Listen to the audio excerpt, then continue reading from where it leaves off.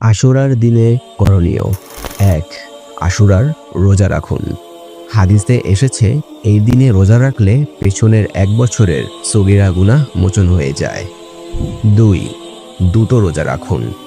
বিধর্মীদের বিরোধিতা করে নবীজি সাল্লাল্লাহু আলাইহি ওয়াসাল্লাম ২ দিন রোজা রাখতে বলেছেন, অর্থাৎ মুহররমের ৯-১০ অথবা ১০-১১ রোজা রাখা উত্তম। ৩. তাওবা ও ইস্তিগফার করুন। রাসূল সাল্লাল্লাহু আলাইহি ওয়াসাল্লাম বলেন, তুমি যদি রমজানের পর রোজা রাখতে চাও তাহলে মুহররমের রোজা রেখো, কেননা মুহররম হচ্ছে আল্লাহর মাস।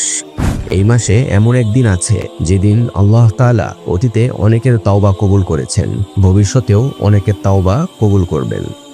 ৪. বেশি বেশি দান সদকা করুন। আলেমগণ বলেন, মর্যাদাপূর্ণ দিনে দান সদকা করা আল্লাহর সন্তুষ্টি অর্জনের একটি মাধ্যম। ৫. তাহাজ্জুদের নামাজে যত্নবান হন। ২ রাকাত হলেও তাহাজ্জুদ পড়ুন। হাদিসে এসেছে, ফরজের পর রাতের নামাজ সর্বোত্তম। ৬. গুনাহ থেকে বিরত থাকুন। আশুরা হারাম মাসের অন্তর্ভুক্ত। আল্লাহ তাআলা স্পষ্ট করে কোরআনে বলেছেন, এই ৪ হারাম মাসে নিজের উপর জুলুম করো না। ৭. ইবাদতে মনোযোগ বাড়ান। মুহররম মাসকে বলা হয় আল্লাহর মাস। এই মাসে বেশি বেশি নেক আমলের তাগিদ দেওয়া হয়েছে। ৮. ঐতিহাসিক শিক্ষা গ্রহণ করুন।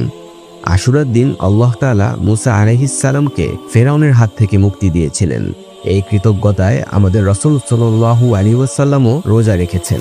আমাদেরও উচিত ঐতিহাসিক এই ঘটনা থেকে শিক্ষা গ্রহণ করা।